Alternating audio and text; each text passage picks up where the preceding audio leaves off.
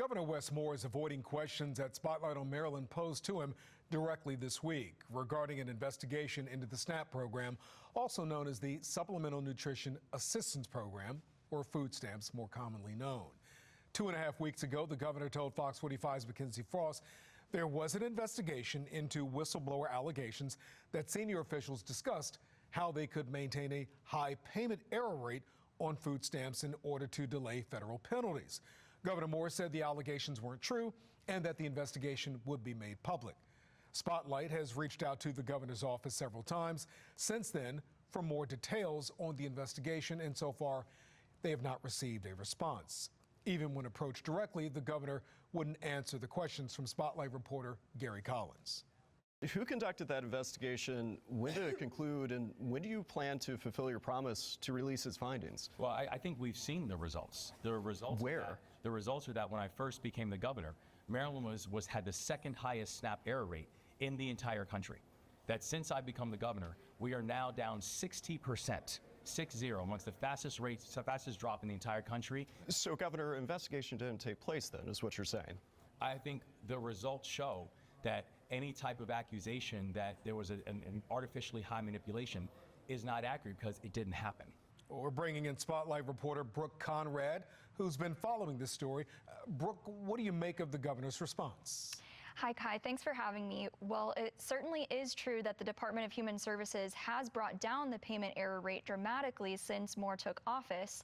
During a committee hearing today on the SNAP program, officials noted that they've been hiring a lot more staff, with vacancies dropping from 19% down to 4% over the past 4 years.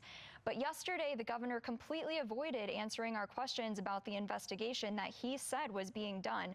So we don't know what basis he has to deny the whistleblower allegations. What do other lawmakers have to say about the governor's handling of the whistleblower allegations? Well, we spoke with Republican Senate Minority Leader Steve Hershey and Democratic Senator Clarence Lamb, and both of them serve on the Finance Committee that was discussing those SNAP benefits today. We've seen the governor has avoided many of these same topics as it comes to the audits that we're finding out within his departments, within his administration. So this is another issue that he's, unfortunately kicking the can down the road, because Marylanders want to understand and hear what's going on with that. And as you said, because of the error rates and what that's done, that's forced Marylanders to pay more for SNAP benefits, as we saw it in the committee hearing today. I don't know if what the whistleblower is bringing forward is part of a broader kind of pre-decisional consideration that the department had considered but tossed out. But I think the direction the department is taking now is the appropriate direction. And again, not knowing the specifics of this case, I think in my perspective, I trust Governor Moore in his decision on how this should be reviewed and what should be made public.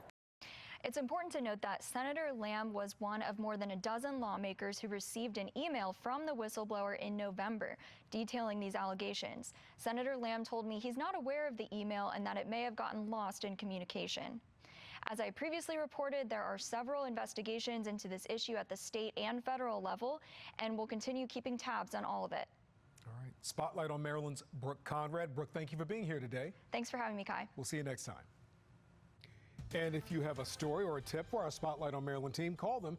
Their number is 410-467-4670. You can also email them at spotlightonmaryland@sbgtv.com.